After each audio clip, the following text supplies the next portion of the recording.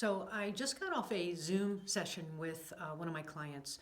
And as we always start in any session, whether it's on Zoom or live, I always ask, so how are you doing?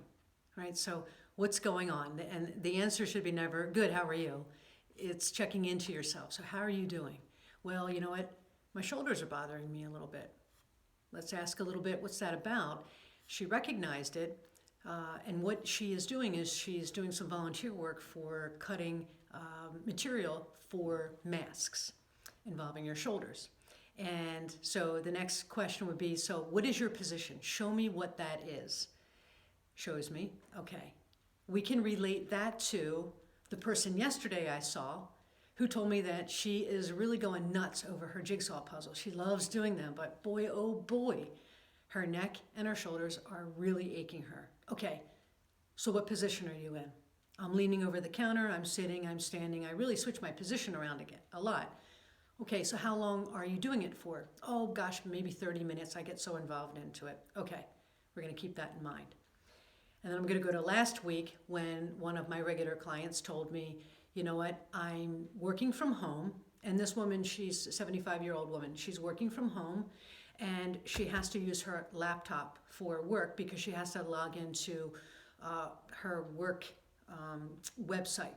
And at work, at her desk, she has 2 monitors, which are eye height, eye level. But she's forced to work on her laptop at home, and oh my gosh, my shoulders and my neck, they're so sore. What can I do? So, jigsaw puzzles, cutting volunteer work, working on your laptop. They're just 3 examples of this forward flex position that we are in this time because we're forced to shift what we're doing, find ways to either occupy our time or have to do work or doing volunteer work or anything. This is just a reflection of really life. However, what's coming to the forefront here is something that is showing up everywhere. Neck and shoulders from too much forward flexion. Just as a real brief little thing here. Your head weighs, let's just say 12 pounds, right? 12-pound head on your neck, atop of your body. You're balancing it, but sometimes even then we have issues. You take that head and you bring it just in the least bit forward for a little bit of time, not even a sustained period of time. Well, that 12-pound head now changes the tension and the pull on your neck and your back muscles. Then you take that and you put it down even more, and then you're performing work, whether it's with your hands or your attention or you're hunched over, whatever it is, you're getting into whatever it is you're doing because you want to do it or you have to do it, and then you forget about yourself. And now you're in this ball of you don't even know, but this tension and those muscles in your back and your neck, they're way overstretched. They're like hanging on to you from both ends, but you may not recognize it because you're into your work. And so over a period of time, those stretched out, long, under tension muscles, they just are like, you know what? I can do this for you, but when you come back, I'm going to be knocking at the door here. So I want to show you what you can do to relieve this, but what you have to have, number one is awareness of what you're doing, how you're doing it, and how perhaps you could do it even better.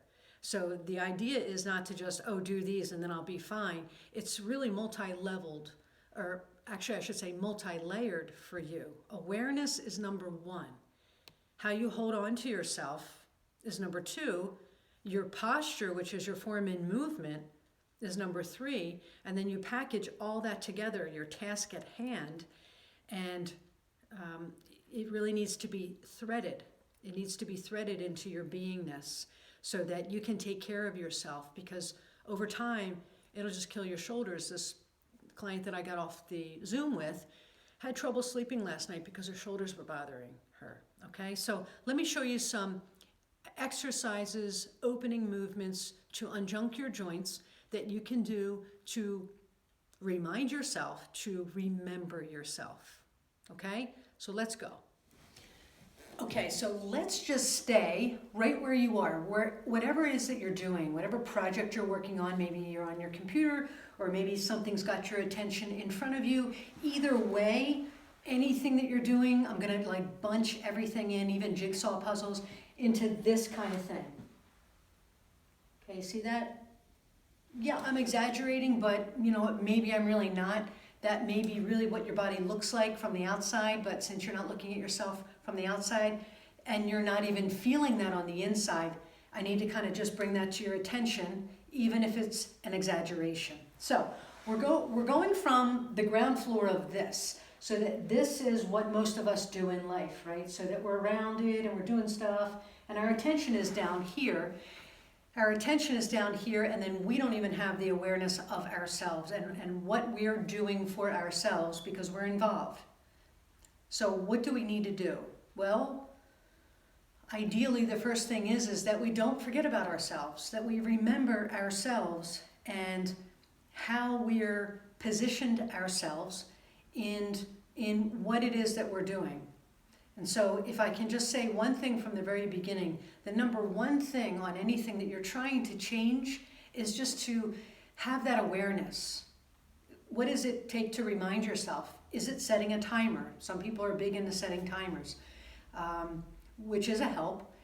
Is it putting a little note on your computer and just saying, you know, every 15 minutes, do whatever. But sometimes there's a possibility that you're just not even going to see that note anymore.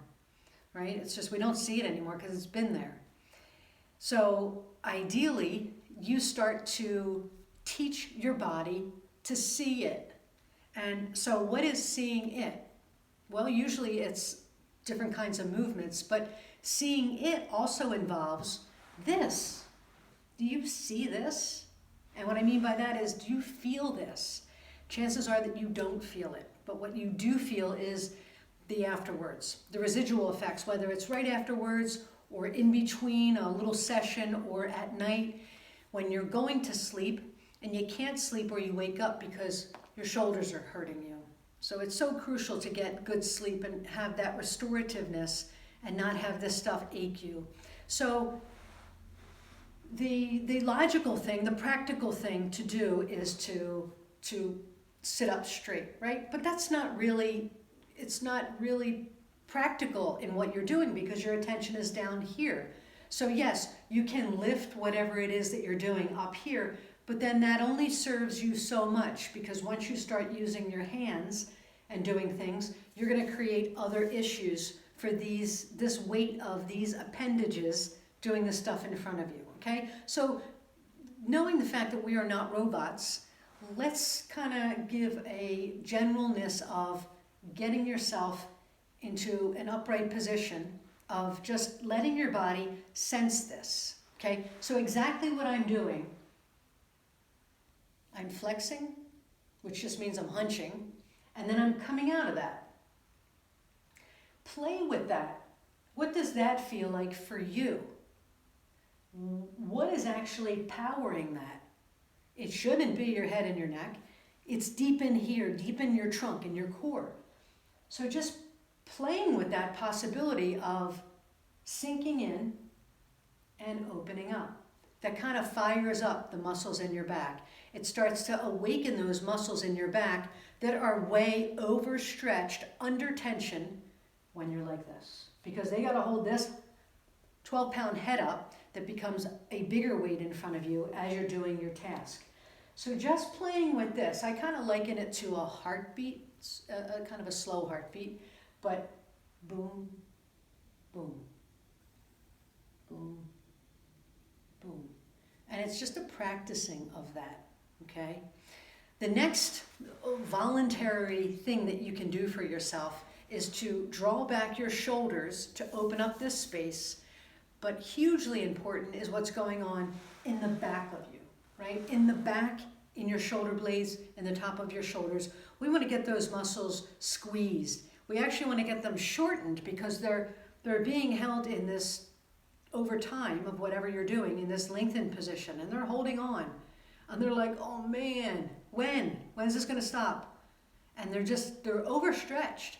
So we want to help to bring them back into a normal level of tension, good tension, but I'm going to take it even more, squeezing into a shortening into that tension. Squeezing means contracting. Squeezing is associated with strengthening. So if we can get that in the back stronger and this more open, you will help to balance your body. This is the most logical approach, staying in your workstation, okay? So I'm going to face this way to start off with this. So we just went to play with that little heartbeat of rounding and sitting up, just to kind of get that idea of what does that feel like in my body?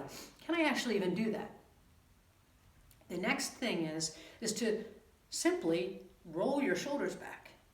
So doing shoulder rolls gets the motion in the front of the shoulder, also in the side of the shoulder, but also starts to get your upper back and shoulder blade tissues working.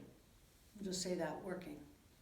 Getting movement into the shoulders, shoulder blades, this whole intersection here. Lots going on in this corner. And then don't forget, do the other side. Okay, so let's just call these shoulder rolls. So it's also about allowing that space to be slidey and glidey. We want to keep that moving in that space. We don't want it to just stick in that time in tension. Okay, so that's one thing, just to kind of feel. You can alternate that if you want. Another piece is that we're just going to do one arm. So let's do right arm first. It doesn't matter the height of the arm. What matters is that the arm is in front of you to be able to do this. So you don't need to have your arm up high at shoulder height, because sometimes that tires your shoulder out in and of itself. So just having that arm in front of you, just be mindful of how your posture is, how you're sitting. You don't have to be perfect and straight, but just be mindful of it. Take these little bits and pieces to remember yourself. Really important.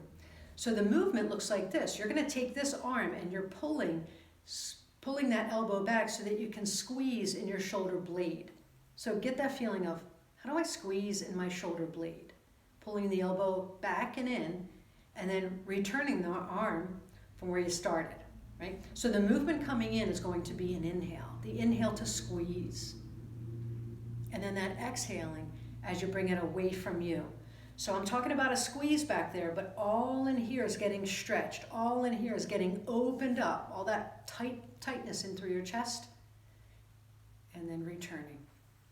So playing with these, individual squeezing on each side, of course, don't forget about the other side. It may be a different story on the other side, but you're still just trying to repeat that same movement on the other side.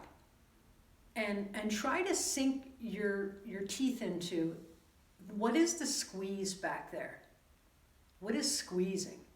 It's hard to define and tell you and teach what a squeeze is, right? You have to be able to catch it and feel it.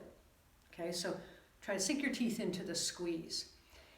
And then there's one more thing. I haven't even left the chair. There's so many things you can do when you leave the chair, but we're going to just stay in the chair for the purposes of this video. Think if you had a big wing. Again, we're going to start on the right side. You're going to start with this arm bent, so we're just going to shorten this lever here. All underneath of this wing, obviously, is your armpit, but it's also the side structure of your rib cage. We want to get that open too, because it's not just about your shoulders and your back, it's also about your rib cage. So arm is bent, hand is relaxed. When you start to lift this elbow up, also at the same time, you're going to lean yourself to the opposite side. So that being your inhale, like big jaws are opening up, you're airing out your armpit, and then exhaling as you come back. And as a matter of fact, can you squeeze that arm in like you're holding onto a very thin newspaper? So same thing again, reaching up. So you're opening up and you're airing out here, but you're putting this under tension. It's good for the brain to see this because now it goes into the opposite.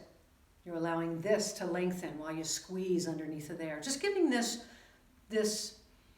particular attention to these places and these spaces in our bodies.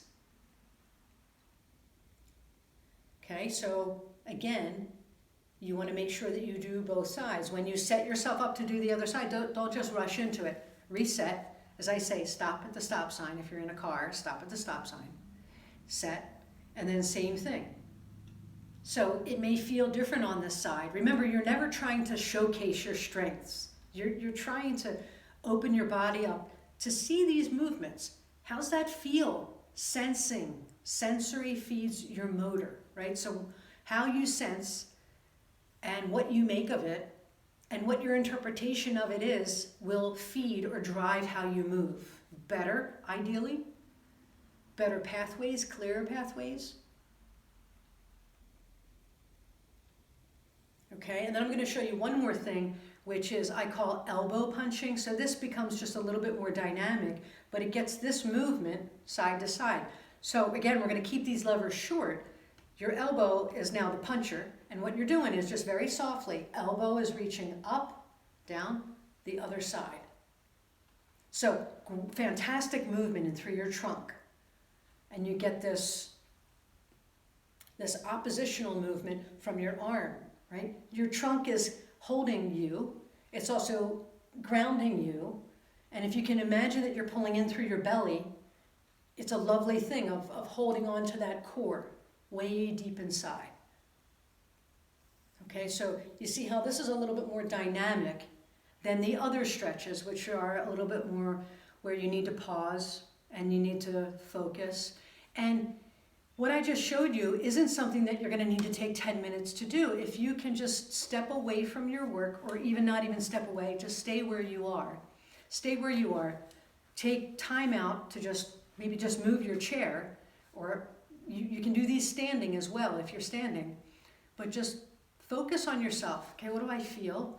Even if you feel okay, and I'm going to power through this for another 20 minutes, don't do it. Don't do it. Try to get into a habit of layering in your awareness of yourself, remembering yourself. That's so hugely important. Okay, so if you haven't subscribed to this channel and you want to see more videos like this, please subscribe to it. Hit the like button. Notifications bell is going to tell you when I upload a video in the future so that you'll know. So I appreciate you watching. If there's any comments that you have to this or any specific items that you would like addressed, drop a comment below. I'd love to hear from you. Ciao.